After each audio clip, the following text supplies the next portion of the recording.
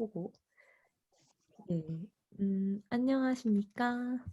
제가 PPT 공유를 한번 해보도록 하겠습니다. 네, 오늘 찾아주셔서 정말 정말 반갑고요. 저희는 매주 목요일 10시에 약구연에서 특강을 열고 있는데요. 이번 주 특강은 제가 맡게 되었습니다. 그래서 주제를 뭘 나누면 좋을까?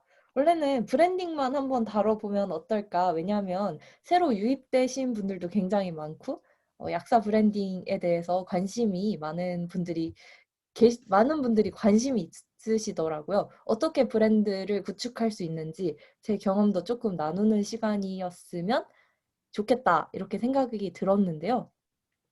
요즘 최근에 제가 계속 말씀을 드렸는데 구독 경제에 대해서 요즘 뜨고 있더라고요. 플랫폼이 뜨고 있고, 그래서 이 구독 경제 도대체 무엇인지 한번 같이 알아보는 시간을 가지면 어떨까 해서 만들어 본 시간입니다.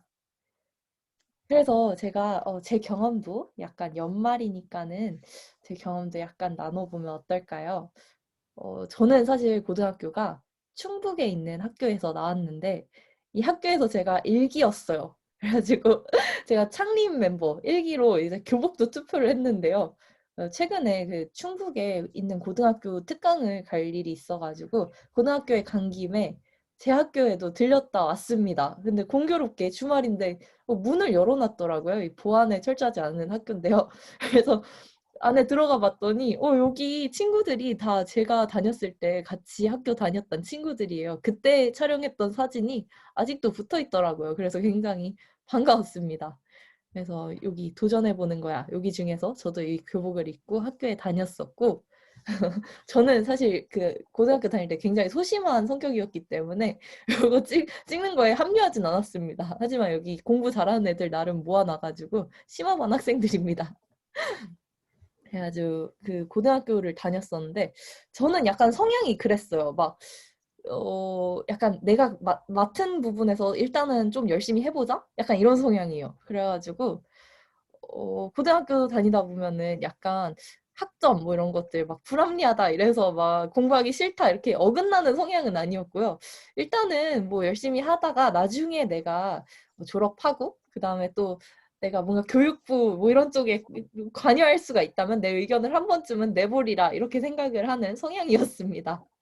그래서 고등학교 때 열심히 공부를 했죠. 근데 고등학교 때는 성적이 계속 나오잖아요. 그래서 뭐 평균 몇 점이라든지 아니면은 뭐 학점이 몇 점이라든지 이런 거 계속 하게 되잖아요. 열심히 하다 보니까는 사실 그 제가 고등학교 3학년 때 약간 성적이 터무니없이 부족했음에도 불구하고 한 가지 드림대학교가 있었어요. 그 드림대학교가 바로 고려대학교였습니다. 제가 그 김연아 선수를 굉장히 좋아했고요. 그래서 저 사람이랑 같이 학교를 다닌다면은 내 인생은 그래도 좀 성공한 인생이 아닐까? 이렇게 생각을 들었습니다. 그래서 저희가 인프라가 별로 안 좋아가지고 고등학교 한 2학년 때부터 학교에 그 뭐랄까 학교에 이제 수리 영역 3등급이 이제 사라진 겁니다. 나름 공부 잘한다는 애들 데려왔는데 이 학교의 인프라가 조금 문제였는지 뭔지 모르겠는데 이제 3등급이 이제 수리 영역이 사라지고 나중에 수능 봤을 때는 수능 성적으로 인서울에 간 학생이 아마 한양대학교 뒤에는 거의 없었던 것 같아요. 그래가지고 저는 당연히 개의치 않고 그때는 사실 현실 감각도 좀 없었어요. 막 인간 같은 게 있었던 것도 아니니까 막 수능 영역 내가 진짜 열심히 하면 수리 영역 한 3등급은 받을 수 있겠지라고 생각을 하면서 재수 삼수 하면 아니, 재수 정도 하면은 고대 갈 수 있을 거야. 근데 재수했는데 성적이 많이 올랐는데 수학이 아직 안 올라가지고 삼수를 한 다음에 고려대학교에 이렇게 들어가게 됩니다. 그래서 진짜 설레는 등굣길 이렇게 딱 지하철에서 딱 내렸는데 딱 이 느낌이었어요. 여기 보시면 필승 고대 보이시죠? 다 빨간색 옷을 입고 있잖아요.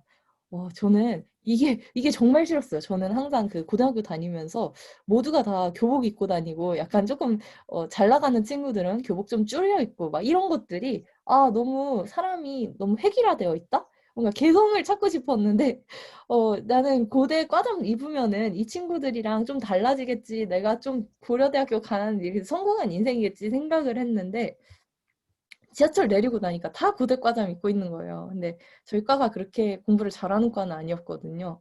진짜 열심히 해야겠다 이렇게 생각이 드는 겁니다. 저는 사실 촉이 조금 좋은 편인 것 같아요. 그래서 항상 그 MBTI 많이 하시잖아요. 그 MBTI 중에서 그두 번째 성향이 제가 ENFP인데 그 N이 약간 직관형이래요. 그래가지고 약간 감이 좋은 편인데 뭐 불안하면은 일단은 지금 닥친 요 상황에서 좀 열심히 해보자라고 생각을 하는 성향입니다. 그래서 제가 좌우명이 멈추지 말고 흐르자예요. 네, 그래서 일단은 멈추지 않고 이렇게 계속 열심히 하다 보면은 언젠간 좀 앞서갈 수 있겠지. 내가 조금 부족하면은 1, 2년 더 열심히 하면은 결국 이렇게 흐르다 보면은 뭐 따라잡을 수도 있는 거고 인생 기니까 열심히 한번 해보자 이렇게 생각하는 성향이었는데요. 이게 계속 하다 보니까 이 고대 간 다음에 이제 운 좋게 또 약대도 어떻게 고대 가서 이제 성적 장학금 받고 하다 보니까 약대를 온 거예요. 그래서 계속 열심히 해왔죠. 그래서 약대를 갔는데 학점 받기가 쉽지가 않은 겁니다. 고대 때는 나름 성적 장학금도 받았는데 그래서 경쟁력을 갖추려면은 애들 다 졸업하니까는 석사 한번 가보자 이런 생각이 좀 더 컸어요. 그래서 석사를 갔는데 나름 성공적이었던 것 같습니다. 진짜 운이 좋게 그 뭐라 하지? 그 SCI 논문 두 편에 저자도 되고 제가 요거 그 토익 성적을 캡처해 놓은 게 없더라고요. 그래가지고 제가 내가 토익 분명히 만점 받았는데 어디다가 얘기할 데도 없다 했는데 과거 강의 자료를 찾으니까 있더라고요. 그래서 이게 캡처를 해왔습니다. 토익 만점도 어떻게 석사 생활에 받았는데도 근데도 불안함이 안 가시는 거예요. 그러니까 그냥 이거를 딴다고 뭔가 우리가 인생에 대해서 뭔가 언제 나는 불안하지 않는 걸까? 저는 항상 불안했거든요. 그래서 정리를 잠깐 해보자면은 수능도 제대로 잘 안 돼서 삼수했고 피트 해가지고 학점 좀 낮아가지고 대외 활동도 5개나 했습니다. 막 춤 동아리 친구들이랑 친해지고 싶어서 춤도 춰보고 기자 생활도 하고 뭐 다양한 걸 했어요. 그래서 뭐지? 봉사 동아리도 하고 뭔가 제가 사실 그 동아리를 지원할 수 있는 건 다 지원을 한 겁니다. 지원을 다 했는데 선착순을 하는 건 다 붙었는데 그 뭐지? 뭐 면접 보고 이런 거는 잘 안 됐어요. 그래서 남은 게 5개였습니다. 그래서 대활동 5개를 하고 기자 생활도 했었어요. 그리고 석사 생활을 해서 석사 생활을 했는데도 석사 생활을 해서 이제 나름 괜찮았고 이제 근데 석사 생활을 하다 보니까 약국에 이제 필드에서 뛰는 약사분들은 나 동기들 이런 분들은 그 실전 경험 같은 거 있잖아요. 뭐 그런 거 약이 뭐가 있는지라든지 어떤 데 쓰는 약이라든지 이게 더 나보다 더 잘 알 것 같은데 나는 대학교 석사에만 있으니까 잘 안 되잖아요. 그래서 약사 스터디에도 이제 가입을 하게 됩니다. 그래서 스터디에 가입을 해서 나도 조금 약 공부를 해야겠다. 그러면 좀 낫겠지. 그래서 계속 달려가 봤는데 어느 순간 그런 생각이 드는 거예요. 과연 내가 이 스터디에 들어서 공부를 열심히 하고 어쨌거나 좀 성공적이면은 그 다음엔 난 불안하지 않은 걸까? 어느 순간부터 나는 뭔가 내가 되게 완성된 인간? 뭔가 다 갖춰진 상태가 언제 되는 걸지가 항상 잘 모르겠는 거예요. 그래서 왜 내가 이유가 무엇인가? 이게 왜 불안한 걸까? 그럼 이유를 한번 알아봐야겠다는 생각이 들게 됩니다. 제가 생각했을 때 제가 불안한 이유는 나보다 잘하는 누군가가 있기 때문에 그런 것 같아요. 근데 내가 뭔가 제일 잘한다면은 사실 불안하지 않겠죠. 타인이랑 나랑 비교를 함으로 인해서 뭔가 내가 그런 순위가 매겨지게 되고 그다음부터 약간 불안한 것 같거든요. 그래서 저는 어, 그 석사 생활에 한 가지 도전을 한번 해봅니다. 시간도 조금 많았고요. 그래서 내가 잘하는 건 무엇일까? 내가 하고 싶은 건 무엇일까? 생각을 해보니까 내가 전문가가 되는 방향이랑 또 내가 다른 사람을 도와줄 수도 있는 거잖아요. 근데 저는 이게 저한테 성향이 조금 더 맞다고 생각이 들었어요. 그래서 이 자료 자체는 제가 옛날에 만들었던 자료거든요. 그래서 여러분들이 이제 브랜딩 어떻게 해야 되는가, 어떻게 나만의 브랜드를 구축할 수 있는가를 보면은 제가 진짜 겪었던 것, 제가 그냥 날 것으로 겪었던 거를 보면 조금 더 이해가 쉬울 것 같아서 제가 과거에 적어놨던 거를 가져왔는데요.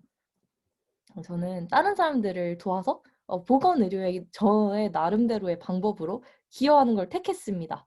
그래서 제가 공부를 해서 다른 사람들을 이제 필드에서 만나면서 직접적으로 적절한 처치 이런 것들을 해줄 수도 있겠지만 나는 약사 개별 브랜드를 조금 더 도와주고 싶다. 약간 뭔가 막연하죠. 근데 저는 이거를 처음부터 계속 뭔가 남들을 도와서 함께 협력하면서 어떻게 우리가 할 수 있지 않을까 생각을 해왔던 것 같습니다. 그래서 제가 봤을 때는 여러분들이 블로그 맨 처음에 시작했을 때 있잖아요. 네, 저는 글 쓰는 걸 원래도 좋아했었던 성격이니까 블로그를 하나 개설했었어요. 그때 블로그의 이름은 진심약사의 이약저약, 이약저약 다 알아보고 싶다고 보통 이런 식으로 시작하잖아요. 제가 옛날에 유튜브 시작했을 때는 닉네임을 약가라고 하려고 했었는데 사람들이 그렇게 불리면은 넌 기분이 좋냐 하니까 그거 아니더라고요. 그래가지고 이약저약 알아보자 이렇게 했었고 제가 블로그를 좀 키우다 보니까 제대로 키워보고 싶어서 글쓰기를 조금 같이 사람들이랑 하면 좋겠다. 그래서 하루에 하나씩 글을 쓰는 그런 모임에 들어갔습니다.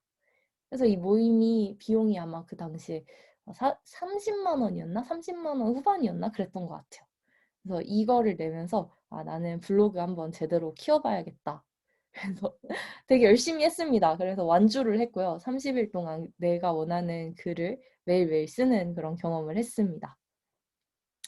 근데 마지막에 약간 그 커뮤니티? 이 훈련의 마지막 과제? 마지막 과제가 그러니까 너만의 상품을 만들어서 한번 팔아보는 게 그 과제였어요. 그래서 그럼 내가 뭘 할 수 있을까?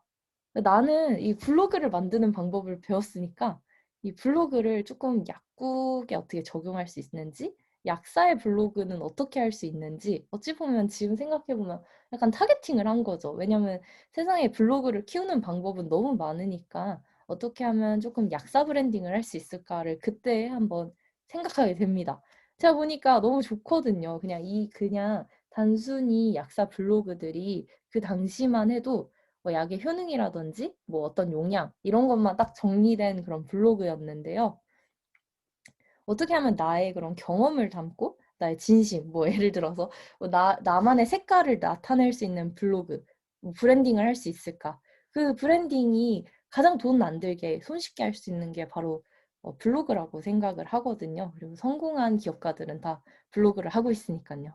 그래서 이 전자책을 쓰고 제가 하고 있던 그 아까 말씀드렸던 약사 스터디에 40부를 무료로 이렇게 제공을 하게 됩니다. 그래서 내가 이거 열심히 쓴 전자책인데 읽고 한번 후기 간단하게 남겨줄 수 있으면 너무 좋을 것 같다. 이렇게 얘기를 했는데, 그 단체에서, 그 모임에서 제 책을 읽고, 이제 막 후기를 정말 정말 정성 들여서 이렇게 댓글에 남겨주신 거예요.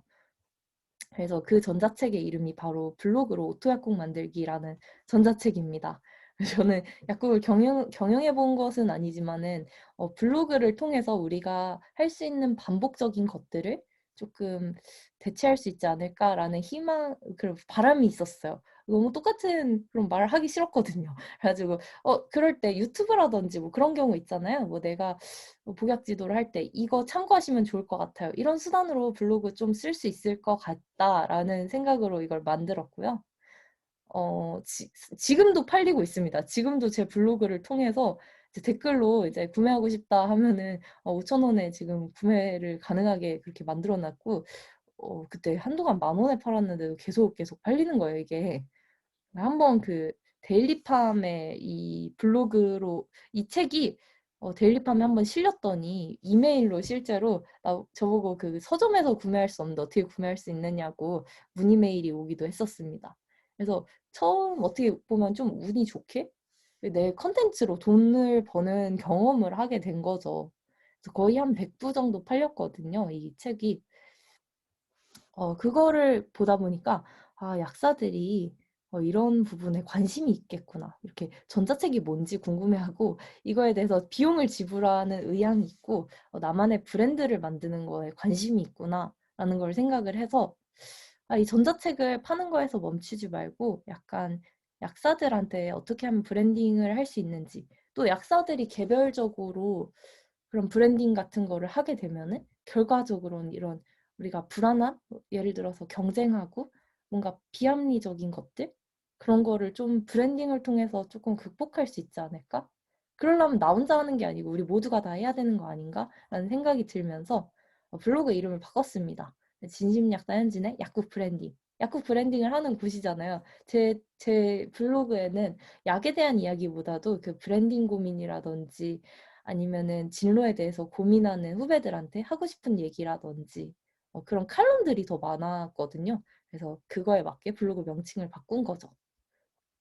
그렇게 좀 바꾸고 보니까 이 블로그는 나만 혼자 브랜딩 하는 거고 다 같이 브랜딩을 하는 모임이 하나 있으면 정말 좋겠다. 생각이 든 거예요. 그래서 카페를 개설하게 됐습니다. 그게 바로 약국 브랜딩 연구소이고요. 여기서 이 카페를 개설하고 나니까 주변의 약사님을 통해서 이제 데일리팜에 인터뷰를 하지 않겠느냐고 처음 제안이 왔어요. 그래서 전화 인터뷰를 했고 이 데일리팜에 제가 칼럼도 쓰고 싶어서 문의를 드렸었는데 잘 안 됐습니다. 잘 안 된 것도 당연히 있고 그래서 약사 직능을 고찰함에 있어서 우리가 일단 브랜딩에 대한 이해도 있어야 될 것 같고 나 자체가 또 내가 만든 상품이라든지 우리 직능 그런 것들을 어떻게 알릴 수 있는지 알려면은 마케팅이 진짜 필요하다고 생각이 들었어요. 마케팅을 우리는 공부를 해야 된다. 그래서 마케팅 서적을 거의 제가 한 50권 정도 읽었고 제가 더 안 읽은 이유는 제가 약간 읽다 보니까 얘네가 다 하고 있는 얘기가 다 똑같은 거예요. 어느 순간부터. 서로 보고 썼나 싶을 정도로 하는 얘기가 이게 뭔가 이렇게 큰 테두리 안에서 겹치다 보니까 그다음부터 책이 재미없어져가지고 그 마케팅 책 독서를 멈췄습니다.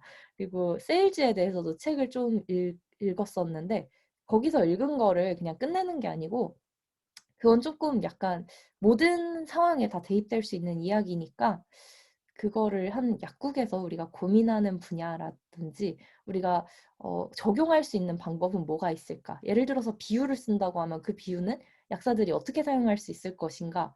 고민을 하고 그거에 대해서 글을 좀 썼었습니다. 이렇게 글 쓰면서 제 걸로 많이 터득이 되는 것 같아요, 진짜로. 그렇게 블, 블로그를 하고 블로그에 글 쓰고 또 카페에 저의 칼럼을 연재하면서 그렇게 회원을 모았습니다. 그렇게 회원이 지금 모인 분들이 1,500명이에요. 그래서 사람들이 저한테 어떻게 카페에 사람 모았냐 하는데 저 글로 모은 것 같아요. 솔직히 글로 이렇게 칼럼 쓰고 사람들이 공감하면서 블로그를 약간 영업사원처럼 써가지고 하단에 이 뜻에 공감하는 사람은 이제 카페에 가입해 주세요. 이런 식으로 어떻게 보면 홍보를 한 거죠. 그렇게 1,500명이 모였고 그 당시에 이게 제가 옛날에 만들었던 강의 자료거든요. 그래서 그 당시에는 유튜브를 좀 제대로 키워봐가지고 좀 대박이 나야겠다 생각을 했는데 유튜브는 그렇게 꾸준하게 하지는 못하고 요즘은 뭐 다른 것들을 하고 있습니다. 그래서 이 과정에서 제가 경험했던 것들은 전자책이라든지 아니면은 사실 그 지식 창업이라는 것에 사용되는 것들은 제가 다 경험해 본 것 같아요. 전자책도 해봤고 강의도 그냥 제가 그냥 블로그에서 모집해가지고도 막 시도해 봤었고 되게 하나하나 되게 재밌고 새로운 경험들이었습니다. 그래서 제가 나누고 싶은 건요. 브랜딩 전략. 이제 우리는 브랜딩이라는 걸 처음 경험하는 분들도 굉장히 많을 텐데요. 그러면 나는 어디서부터 해야 될까? 왜냐하면 잘 나가는 브랜드들은 벌써 옛날 모습이 어떻게 생겼을지 전혀 모르잖아요. 그렇기 때문에 전략을 생각해 보면은 일단은 옛날에는 이 브랜딩 전략 같은 거를 얘기했을 때 뭐 좋아하는 거를 해라 라든지 잘하는 걸 해라든지 이렇게 얘기를 제가 하고 다녔어요. 근데 요즘 생각해 보잖아요. 이 브랜딩이라는 건요. 내가 돕고 싶은 사람을 돕는 데서부터 시작하는 것 같아요. 내가 진짜 도울 수 있는 사람, 주변에 누가 있는지를 바라보다 보면 거기서부터 브랜딩이 시작하게 됩니다. 근데 제가 이거는 진짜 개인 경험인데요. 제가 그 약대 다닐 때 학점이 그렇게 좋지 않았어요. 그래서 저는 친구들과 스터디를 좀 하고 싶었고 친구들한테 되게 많이 물어봤었습니다. 그래서 혹시 너 내일 시험인데 이거 나 좀 알려줄 수 있어? 하면은 친구들이 하나같이, 하나같이는 아니고 대부분이 약간 나도 잘 몰라서 내가 좀 알게 되면 알려줄게 이랬는데 약간 그 친구들이 공부를 굉장히 저보다 잘했거든요. 근데 이게 뭐였냐면은 그 친구들은 내가 지금 알게 되면 알려줄게가 지금 와서 생각해 보면은 그러니까 뭔가 너를 알려줄 정도는 되지만 내가 뭔가 그러니까 최고가 아닌 거야. 그러니까 그 완성형은 아닌 거예요. 그 지식이. 그러니까 내가 이 완성형이 되고 난 다음에 알려줄게라는 약간의 우리가 완벽주의가 있지 않는가. 그리고 지금 브랜딩을 해야겠다. 또 컨텐츠를 만들어야겠다. 뭔가를 해봐야겠다라고 생각하지만 망설이는 것들. 그 영어 단어로 procrastinate라고 하잖아요. 내가 망설이는 것들. 그 이유는 바로 완벽하려는 거가 어떻게 보면 가장 큰 것 같아요. 그래서 굉장히 망설이는 것들. 근데 내가 그 상황에서 도울 수 있는 사람들이 분명히 존재합니다. 그리고 내가 뭔가 완벽해져서 무언가를 해봐야지라고 생각하잖아요. 이미 그거는 시장에서 핫한 그런 아이템이 아니고 한물 간 아이템이 될 확률이 굉장히 높습니다. 근데 또 그런 것도 있어요. 이런 완벽한 거 있잖아요. 내가 뭔가 100%다 알아서 알려주겠어. 이거는 사실 과거의 생각이 아닐까 싶기도 해요. 왜냐면 제가 학교 다닐 때 교수님들이 항상 강의하시면서 사실 근데 막 다 막 약물학 뭐 이런 것들 막 하면서 나중에 찾아보면 다 나오는데 너네 뭐 약간 이런 식으로 말씀하시는 거 있어요. 난 이거 어차피 나중에 찾아보면 다 나오는데 그러면 순간적으로 의문이 들잖아요. 왜 나중에 기계에 찾아보면 다 나오는데 왜 나는 왜 공부를 해야 하는가 이런 것이 전 굉장히 약간 납득이 안 갔었는데요. 그거랑 우리가 그 뭔가 내가 정확하게 알아야겠다? 이거는 사실 기계에 비할 바가 안 되는 것 같습니다. 어떻게 보면은. 내가 도울 수 있는 사람들을 나 나름의 방법으로 도우는 거에서부터 브랜딩이 시작되는 것 같습니다. 그래서 한 번쯤 생각해 보시면 좋을 것 같아요. 지금 내가 누구를 도울 수 있는지. 진짜 가깝게는 약국에 오는 손님들을 하나둘씩 이렇게 도울 수도 있겠죠. 그리고 또 그런 게 있어요. 이 브랜딩이라는 것은 사실 크게 보면 두 가지 갈래가 있는 것 같습니다. 첫 번째는요. 약간 감정적인 브랜딩이에요. 저는 약간 이 부분에 조금 더 맞았던 거죠. 예를 들어서 제가 글을 쓰고 어떤 거를 얘기할 때 나만의 그런 색채를 담아내는 거. 저는 그건 자신이 있거든요. 사람들이 예를 들어서 어떤 사실을 말을 할 때도 그냥 팩트만 전달하는 게 아니고 나만의 그런 어, 뭐랄까 따뜻함 뭐 이런 것들을 담아낼 수 있어요. 뭔가 유쾌함, 뭔가 가독성이 좋게 함, 뭔가 이 사람이 말하면 조금 더 설득력이 있고 이 사람이 말하면 조금 더 알아듣기 쉽게 쓰는 것들, 그런 매력 이런 것들을 가진 브랜드가 있고요. 두 번째는 분야별 브랜딩입니다. 우리가 생각하는 그런 전문가, 예를 들어서 뭐 예를 들어 뭐가 있을까요? 예를 들어서 지금 전자책을 쓰고 있는 오소리 탐정 그분은 이제 마그네슘 전문가로도 한번 브랜딩을 했었고 또 이제 뭐 비타민 B 전문가로도 이제 브랜딩을 하고 계신 거죠. 나는 분야별로 이렇게 세분화해서 브랜딩을 하겠다. 이렇게 크게 두 가지 갈래인 것 같아요. 이 두 가지가 함께 가도 좋습니다. 하지만 자신의 강점이 조금씩 다 다른 것 같아요. 그래서 나는 어디에 속하는지를 한번 생각해 보실 필요가 있고요. 이 전문가라는 것을 다시 한번 생각해 볼 필요가 있는데요. 이 전문가의 개념이 과거랑 굉장히 많이 바뀐 점이 좀 있는 것 같아요. 좀 바뀐 점이 있습니다. 과거에는요, 내가 알고 있는 사람들, 또 내가 전문가에 닿을 수 있는 방법이 사실 많지 않았어요.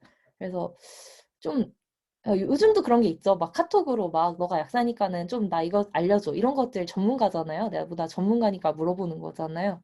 근데 과거에는 이런 게 조금 더 심해가지고, 나는 이 사람을 전문가로 인식하기 때문에 이 사람은 내가 물어보는 거는 다 알겠지. 이 사람이 말하는 건 거의 뭐랄까 그 진리야? 약간 이런 게 조금 더 전문가의 개념이었다면요. 요즘은 사람들이 조금 더 맞춤형 전문가를 원하고 있습니다. 예를 들어서 뭐 진짜 그냥 이건 지금 생각해낸 그런 예시인데요. 막 예를 들어 코 막힐 때는 이 사람한테 물어봐야 되고 뭐 예를 들어서 뭐 두통일 때는 이 사람한테 물어봐야 되고 이런 식으로 전문가의 방향성이 세분화되고 있고 어, 조금 더 나한테 맞춤형으로 정보를 제공할 수 있는 사람은 과연 누구인가에 대해서 그걸 맞춤형으로 찾아가고 있습니다. 신기한 거죠. 이 전문가의 갈래가 나뉜다는 것은 그러니까 예를 들어서 뭐 두통일 땐 이 사람한테 물어봤으면 뭐 피곤할 때는 또 다른 사람한테 물어볼 수 있는 거예요. 그 전문가의 브랜딩이라는 것들이. 근데 우리가 이걸 어떻게 구축할 수 있는가?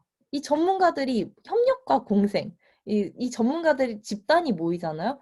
그러면 어떻게 보면은 이 단체를 약사라고 본다면 그 약사의 직능의 브랜딩이라는 것도 조금 가능한 게 아닐까? 왜냐면 어, 다들 자신이 전문 분야가 다 다르게 된다면 약사라는 직능한테 전문성을 더 기대할 수 있는 거잖아요. 그래서 지금 오늘 서론이 좀 너무 길었고 구독 경제란 무엇인가? 어, 여러분들은 어떤 걸 구독하고 계신가요? 저는 막 구독하는 거 생각해 보니까 넷플릭스도 구독하고 있고 멜론도 구독하고 있고 폰 전기요금도 계속 결제가 되고 있죠. 이 망고보드라고 지금 PPT 만든 템플릿 회사도 제가 정기적으로 한 3만 원씩 달에 내고 있습니다. 또 이제 제가 연재하고 있는 진심 건강 레터 이것도 제가 스스로 구독을 하고 있습니다. 그리고 다섯 번째로는 카카오톡 이모티콘, 유튜브 프리미엄 제가 구독은 안 하는데 여튼 이런 구독형들이 있잖아요. 공통점이 굉장히 많은 안에 뭔가 많은 게 입점해 있다는 사실이에요. 이 넷플릭스 안에서도 하나의 그런 컨텐츠만 제공한다면은 아무도 보지 않겠죠. 예, 구독자 수가 훨씬 적을 겁니다. 근데 뭐 액션을 좋아하는 사람들을 위한 컨텐츠가 따로 있고 로맨스를 위한 사람들도 따로 있고 이런 식으로 내가 필요할 때 맞춤형 그런 맞춤형 경험을 제공받을 수 있다는 것이 이 컨텐츠들, 또 이 구독 경제의 핵심이라고 볼 수 있습니다. 예를 들어서 그런 마켓컬리 있잖아요. 마켓컬리도 뜨게 된 게 새벽 배송 뭐 이런 것도 있지만은 1인 가구를 위한 그런 플랫폼이잖아요. 내가 맞춤형으로 감자를 뭐 예를 들어서 내일까지 한 개를 배송받고 싶은데 나는 감자 하나를 그냥 마트에서 사는 것보다 조금 더 많은 비용을 지불하고서라도 이걸 구독하겠어. 그걸 한번 경험하면 빠져나올 수가 없게 되는 겁니다. 예를 들어서 제가 이모티콘 플러스 제가 이걸 사실 처음에 그 체험할 때 제가 구독할 줄 몰랐어요. 근데 막 기쁨 뭐 이런 거 치면은 기쁜 이모티콘이 엄청 많이 나오니까 이게 사람이 환장하는 겁니다. 그래서 슬픔하면은 우는 이모티콘이 이렇게 다양하고 내가 취향에 맞게 또 그렇게 구독할 수 있는 것들이 생기니까 사람들이 거기에 한번 만족하게 되면은 내가 맞춤형으로 어떤 경험을 하기 때문에 여기서 빠져나올 수가 없게 되는 것입니다. 그래서 정리해 보자면은 나한테 꼭 맞는 경험.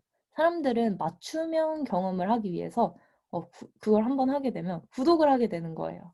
그래서 저도 진심 건강 레터를 맞춤형 컨텐츠로 점점 키워가고 싶습니다. 지금은 하나하나 다 어떨 때, 뭐 절대 하는데, 이거 조금 더 확장이 되면은 내가 뭐 어떨 때 뭐 도움이 되는 컨텐츠 묶음이 생길 수도 있는 거고요. 그런 게 굉장히 기대가 많이 되고 있습니다. 근데 우리는 약사잖아요. 그렇기 때문에 갑자기 튀어나온 키워드가 있어요. 맞춤형 건강 상담을 한다는 그런 것들이 많잖아요.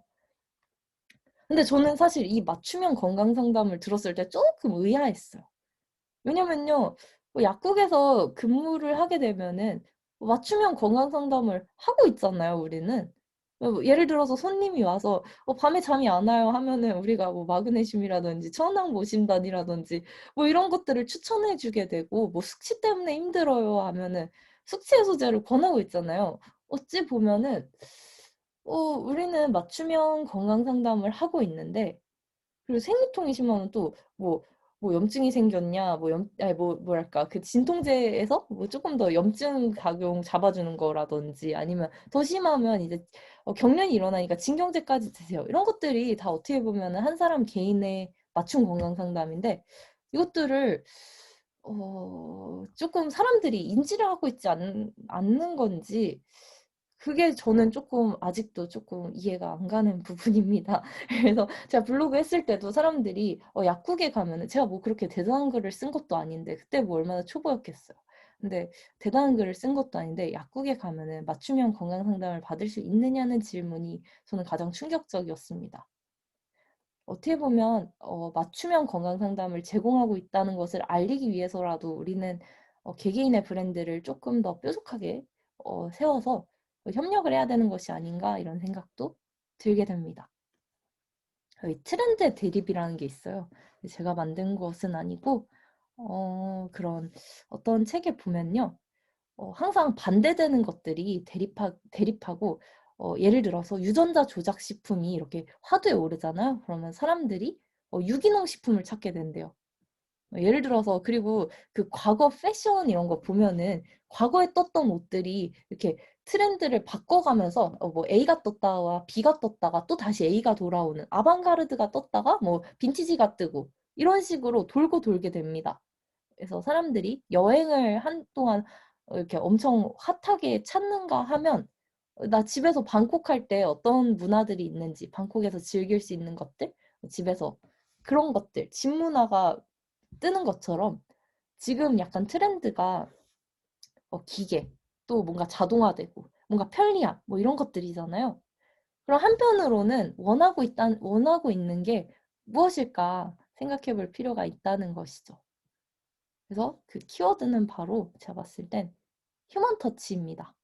우리가 조금 더 집중해야 되는 것들, 지금 맞춤형 건강 상담 이런 것들이 뜨고 있을 때 우리가 꼭 놓치지 말아야 되는 게, 인간만이 줄 수 있는 것들. 그게 바로 휴먼 터치를 꼭 우리가 브랜딩에서 놓치지 말아야 된다. 약국에, 이게 그냥 SNS 얘기만이 아니에요. 약국에 그냥 오는 사람들, 내가 마주하는 사람들이 나를 만나고 나랑 경험함으로 인해서 기계가 대체할 수 없는 그런 휴먼 터치적인 것들, 어, 인간만이 줄 수 있는 경험들을 준다면 그 사람들은 정말로 나의 어떻게 보면 구독하고 나의 그런 고객이 되는 거죠. 어떻게 보면은. 그래서 아까 말씀드렸던 마켓 컬리인 거고, 소형화가 어떻게 보면은 필요한 시점이에요. 과거에는 내가 전문가니까는 이것도 공부해야 되고 저것도 공부해야 되고, 대충 되게 이 넓은 걸 나 혼자 전부 다 하려고 했으면 분명히 그 부분도 필요합니다. 계속적으로 전문성을 갈고 닦아감은 당연한 거고, 거기에 더해서 내가 진짜 관심 있는 건 뭔가. 어, 그 백종원이 그 요리 그 사라기보다는 사실 사업가잖아요. 그래서 골목 식당에 다니면서 이렇게 컨설팅을 해주는데요. 어떤 만두집에 갔대요, 백종원이. 어떤 만두집, 아니다, 칼국수집에 갔는데, 그 칼국수집에서 어떤 사람은 칼국수집을 운영하는 사장님이 고민이 있길래, 그러면 네가 가서 잘하는 칼국수집을 조금 벤치마킹 좀 배워와라, 이렇게 얘기를 했더니, 이 사장님이 가더니 어떤 집에서는 김치가 되게 맛있는 집이 있었고, 어디서는 떡만둣국을 진짜 맛있게 해서 그 칼국수 집이 맛있었대요. 그리고 어디서는 뭐 사리를 많이 줘서, 예를 들어서 그렇게 맛있었다고 합니다. 근데 이 모든 걸 다 하니까 단가만 올라가고 그 가게가 특징이 없어진 거예요. 예를 들어서 김치만 되게 잘하는 집은, 거기 칼국수 집은 김치 되게 잘해, 이렇게 해서 거기가 잘 됐었는데, 이 사람이 이거를 다 도입하고 나니까 어찌 보면 특색이 없어진 것입니다. 그래서 어떻게 보면 우리는 정말 내가 뾰족하게 내세울 수 있는 강점은 무엇인가를 좀 연구를 좀 할 필요가 있다라고 말씀을 드립니다. 그래서 제가 브랜딩 사례를 몇 개 가져왔는데요. 되게 이런 것들을 받고 나면은 되게 감사하고 저도 되게 기분이 좋습니다. 어, 맨 끝에 있는 여기 부분은 이제 딸기 약사님이라는 그 인스타를 운영하시는 약사님인데요. 이렇게 뾰족하게 세웠습니다. 딸기라는 게 이제 딸을 기르는 약사라는 이런 닉네임을 이제 만드셨고요. 여기서 육아맘들을 타겟팅해가지고 육아맘들에게 도움이 되는 정보라든지 아니면 영상을 지속적으로 제작해서 올리고 있습니다. 그래서 저한테 이제 브랜딩에 도움을 많이 받았다고 이렇게 만들어 주셔서 되게 감동을 했고요. 이제 여기 싱싱 약사님께서는 저와 같이 이제 포스팅도 하나씩 올렸었고, 제가 그때 그 약사님의 포스팅 스타일을 봤더니 약간, 되게 에세이 느낌이 되게 강했어요. 약국에서의 일상이라든지 아니면 약국에서 내가 경험했던 것들을 감각적으로 이렇게 풀어내는 능력이 있어서 한번 그 브런치라는 플랫폼에 한번 도전해보면 어떻겠는가라고 제안을 드렸는데, 거기서 이제 선정이 되셔서 브런치 작가로 활동하게 되신 거예요. 그래서 너무 축하드리는 일들이 이렇게 발생하게 됩니다. 그래서 제가 한 얘기를 정리해 보면은 멋진 개인들이 모여가지고 직능 자체가 브랜드화 되는 것이 아닌가 이렇게 느껴지는 것입니다. 그래서 저는 여기 결국은 이 멋진 개인들이 모여서 그 뭐랄까 멋진 배를 타야 되잖아요. 플랫폼이 필요합니다, 사실은. 그래서 그 플랫폼을 저는 약부원에서 지금 진행을 하고 있고 저희 사이트에서는 여러 가지 카테고리가 있는데 전자책에서는 여러 명의 작가분들이 이제 데뷔를 하고 계십니다. 그래서 나는 브랜드 또 내가 전문성 가진 카테고리들은 몇 개가 있는데 내가 얼굴을 공개하기엔 조금 부담스럽다. 뭐 상황상 그런 분들은 이걸 쭉 나누는 거예요. 그래서 입술 포진에 대해서 어떤 팁들이 있는지를 좀 정리를 한다면 내가 모든 약학에 대해서 뭐랄까 약물 치료학에 대한 책을 쓰는 것은 어려울 수 있겠지만 아니면 난 입술 포진 하나만큼은 내가 정리할 수 있어. 하면 입술 포진에 대한 판매 팁을 정리하는 사람도 있고요. 오소리 탐정은 이제 저희 저희 그 또 작가님은 이제 인공 눈물에 대해서 또 시원한 인공 눈물인지 아니면 약국에서 판매하는 일반적인 인공 눈물인지 이런 식으로 나눈다든지 약국에 있는 밴드는 어떻게 사용할 것인지 이런 식으로 좀 세분화해서 자신의 브랜드를 만들어가고 있는 것입니다. 그래서 요즘은 이제 전자책에 대해서 나도 한번 해보고 싶다는 이런 문의가 많이 오게 됩니다. 그래서 지식을 컨텐츠 하시는 약사님들이 굉장히 많이 계시다는 것. 그래서 지금 보시고 계신 약사님들도 언제든지 전자책을 업로드하고 싶다면 저를 통해서 또 이제 저희 그 플랫폼을 통해서 데뷔를 하시길 추천드린다는 것입니다. 그리고 강사로서 뭔가 내가 한번 강의를 한번 해보고 싶다면은 그거에 대한 플랫폼도 준비가 되어 있지요. 그래서 지금 스마트 스토어 만드는 강사님 또 용약사님 워낙 유명하시고 또 모시게 되었고 또 이제 호빈 약사님도 약본 사이트를 통해서 데뷔를 하시게 되었습니다. 그래서 근데 나는 또 내가 혼자 컨텐츠를 만드는 거는 조금 망설여지는데 어떻게 하면은 우리가 내가 협력해서 뭔가 좀 큰 컨텐츠를 만들 수 있잖아요. 그렇게 됐을 때는 이제 갱년기 가이드북이 대표적인 예시인데요. 여기 계신 분들도 받아보신 분들이 아마 많으실 텐데 갱년기의 다양한 증상, 예를 들어서 여기에 있는 증상들을 전부 다 세분화해가지고 파트별로 맡아서 결국 모으니까 하나의 책이 됐잖아요. 이런 집단지성 같은 것들을 경험해 볼 수 있는 그런 장을 만들어 보려고 합니다. 그리고 요즘은 제가 스마트 스토어를 또 이제 같이 운영하게 돼서 이거 제 스토어입니다. 제가 요즘 준비하면서 하나 이렇게 만든 건데요. 이제 다음 주면 이제 개강을 해요. 그래가지고 신청하신 분들은 같이 스마트 스토어를 만들 수 있는데요. 저는 스마트 스토어 명을 있어 빌리지로 정했습니다. 그래서 모든 게 다 있는 집 같은 느낌. 있어 빌리지. 있어 빌리지. 지금 목베개가 지금 있습니다. 그래서 없는 것 빼고 전부 다 있는 쇼핑몰 준비하고 있습니다. 그리고 구독형 컨텐츠 여기서 제가 진행하고 있는 거 진심건강 레터에서 저도 이거 작성하면서 되게 많이 배우고 확실히 여기에 있는 내용을 작성하고 난 다음에 손님들이랑 대화도 훨씬 더 풍부해지고요. 판매도 조금 늘어나는 것 같습니다. 그래서 나의 지식을 약간 작성해보고 또 컨텐츠화 시키고 하는 경험들을 여러분들이 많이 해보셨으면 좋겠어요. 그냥 내가 알고 있는 거랑 또 뭔가 정리를 해서 상품으로 만든다는 거는 약간 알게 되는 그 효율이 진짜 다른 것 같아요. 그래서 강력 추천드리고요. 그러면 나는 지금 무엇을 준비해야 되는가? 준비해야 될 무기는 한 3개 정도로 나눌 수 있는데요. 가장 먼저는 일단 내 전문성을 좀 갈고 닦는 겁니다. 그래서 나는 우리가 약사이기 때문에 약간 뜬금없는 약간 코미디를 할 수는 없잖아요. 그렇기 때문에 지속적으로 전문성은 갖춰 나가야 하는 것이 맞고 그러기 위해서는 지속적으로 뭔가를 학습하긴 해야죠. 그래서 계속 내가 부족한 부분은 무엇인지 제가 아까 촉이 좋다고 했잖아요. 저는 사실 어떤 상황에서 뭔가 내가 뭔가 모른다 이러면은 되게 약간 되게 불편해요. 약간 뭔가 되게 뭐랄까, 딴 사람들은 그냥 이렇게, 뭔가, 그러니까 예를 들어서 뭔가 딱 이렇게 찔리면은, 찔렸네. 약간 이런 정도면은 저는, 이거 찔려가지고 너무 아프다. 이거 어떡하지? 약간 이런 정도거든요.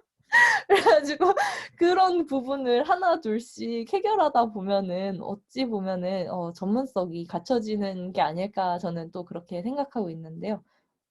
그 인디언 그거 아시죠? 인디언 삼각형 있잖아요. 인디언 삼각형이 원래 인디언들이 거짓말할 때 하나씩 찌른대요, 가슴을. 근데 초반에는 아픈데 이게 나중에 삼각형이 계속 돌면서 나중에는 뭉툭해지는 겁니다. 나중엔 안 아프다고 해서 저는 사실 뭔가 어떤 경험을 했을 때 뭔가 되게 당황스럽고 뭔가 잘 모르겠고 아플 때 근데 한편으로는 그것도 걱정돼요. 내가 이 상황에 익숙해져가지고 나중에는 내가 모르는 이 감정이 둔해지면 어떡하지? 이것도 전 굉장히 두렵습니다. 그러니까 약간 찔리는 게 한 번 찔릴 때 두 번 찔리는 거예요. 이게 내가 지금 아픈데 이게 나중에 또 찔리면 덜 아프면 어떡하나에 대한 걱정도 한편에 있습니다. 그래서 그때 그 과거의 경험은 사실 가장 처음 찔렸을 때가 가장 강렬하거든요. 그래서 제 생각에는 그걸 잘 모를 때 그 당시에 바로 해결하는 게 가장 효과적이고 가장 습득력이 빠르다고 생각을 하고 믿고 있습니다. 그래서 저도 항상 어떤 상황을 경험할 때 또 그 과정에서 뭔가 깨달을 때 그 당시만 제가 얻을 수 있는 그런 필링이라든지 아니면 습득할 수 있는 상황이 다 있거든요. 그래서 그걸 항상 기록해두고 나중에 지났어도 내가 이때 이 과정에서 이게 어려웠어서 이걸 이렇게 해결했구나 라는 가이드라인을 만들어 놓는다면은 나랑 같은 위험에 처한 사람들도 그 가이드라인을 보고 어느 정도 도움을 받을 수 있는 게 있겠죠. 왜냐면 내가 나중에 너무 잘해진 다음에는 그 사람들의 고충을 이해하지 못할 수가 있거든요. 그래서 그 전문성을 갖춰야 된다는 소리를 좀 길게 했고요.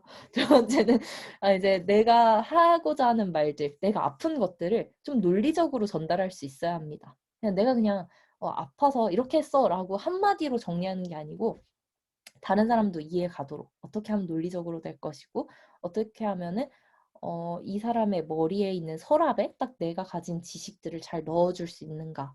이걸 두 번째로 학습해야 되고요. 세 번째로는 내가 가진 상품이라든지 내가 알고 있는 것들을 다른 사람들한테 좀 판매한다랄까 뭔가 마케팅할 수 있는 것들. 하지만 이거는 이제 플랫폼에 탑승하시면 여러분들이 지금 날아가는 비행기가 플랫폼입니다. 그래서 여기 탑승하시면 훨씬 쉽게 갈 수 있습니다. 그래서 오소리 탐정도 저한테 이제 나는 이제 작성을 마쳤으니까 이제 홍보는 부탁한다. 약간 이렇게 하셔서 맡겨두라고. 제가 제 머리는 못 깎지만은 너 전자책만은 내가 잘 팔아주겠다. 여튼 도움이 되니까는 그렇게 잘 나가는 플랫폼에 함께 윈윈하고 공생하고 상생하는 것이 요즘 가장 필요한 그런 것이 아닐까 싶어요. 그래서 저는 약구연 하면은 사람들이 그래 거기 뭐 하는 데야? 라고 물어본다면은 예전에도 그렇게 말을 했었고 지금도 약사 개인 브랜드를 응원하는 공간이라고 저는 말을 합니다. 그래서 내가 뭔가 내가 가진 능력으로 다른 사람들의 브랜드를 조금 더 확립하는 걸 도와주고 싶은 생각이 계속 있고요. 여러분, 지금 계신 분들도 뭔가 내 마음속에 있는 작은 불꽃이 있을 거 아니에요.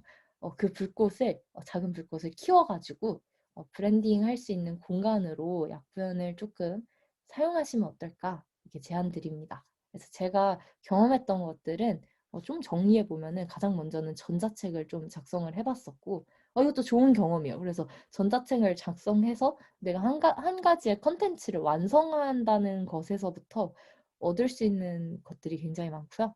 두 번째로는 소규모라도 이제 강의를 시작해 보시는 것입니다. 저도 맨 처음에 강의는 블로그로 모집을 했었는데 사람들이 잘 안 모여가지고 지인한테 이제 여기 좀 뿌려줘, 저기 좀 뿌려줘 해가지고 10명을 모아서 1시간의 강의를 처음 했었는데 그때 PPT를 처음 만들고 그때 느꼈던 그런 감동이랄까 성취감은 진짜 아직도 잊을 수 없는 것 같습니다. 또 책을 써볼 수가 있어요. 이 전자책을 한 세네 권 쓰다 보면은 묶으면 책 되겠네 이런 생각이 좀 들 때가 있어요. 묶어서 책을 쓰시면 됩니다. 이제 스마트 스토어도 제가 경험을 해볼 예정이고 뉴스레터도 경험하고 있으니까 제가 경험한 것들이 여러분한테 도움이 된다면은 언제든 이렇게 여쭤보시면은 저도 제가 도울 수 있는 방법으로 여러분들의 브랜드를 응원하는 그런 공간이자 그런 활동들을 지속적으로 해나갈 예정입니다. 네, 이것으로 이제 저의 그런 약간 송년회 겸 고해성사 겸 1년에 어떠했는가를 이렇게 장시간 동안 제 얘기만 혼자 어떻게 50분을 혼자 떠들 수 있지? 진짜 신기하네요. 약간 그렇습니다. 그래서 오늘 이렇게 마쳤고요. 여기에 참여해주신 분들도 정말 감사한 분들입니다. 홍보를 열심히 하지 않았음에도 이렇게 신청해주시고 또 이렇게 함께 할 수 있어서 참 감사한 것 같습니다. 그래서 네. 마무리인데 어떻게 마무리를 지어야 될지 모르겠네. 보통은 제가 진행을 한다면 마감입니다 이렇게 하는데 누가 저를 멈춰줄 사람이 없어가지고 네, 여러분 혹시 궁금한 점이나 아니면 제안하고 싶은 점 뭐 있으시면은 뭐 채팅이라든지 아니면은 뭐 편안하게 남겨주시면 될 것 같습니다. 네. 잘 강의 재밌으셨. 들었습니다. 아유, 감사합니다. 약표현이 플랫폼인가요? 네네. 플랫폼이 약국 역할을 하는 브랜딩 거죠? 연구소. 이 사실 약국 브랜딩 연구소로 하면은 만든 다음에 사람들이 왜 하필이면 약국이야라고 말을 했었는데요.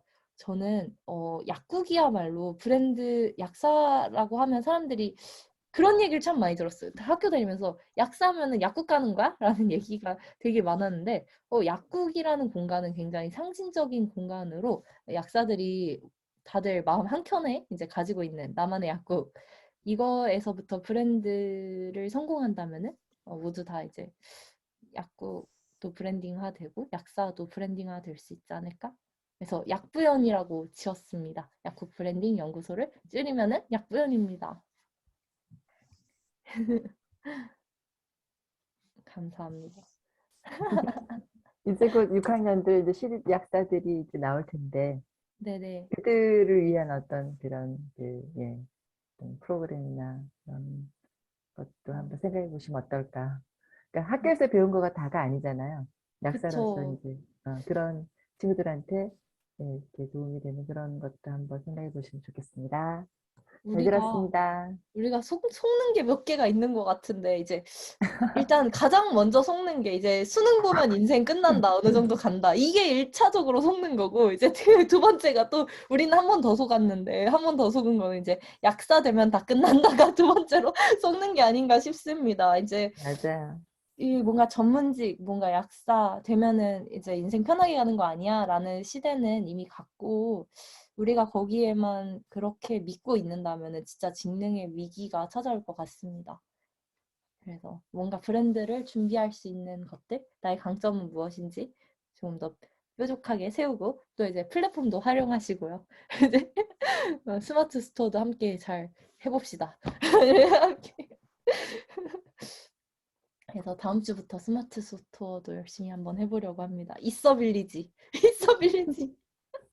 다 있다고, 다 있다고.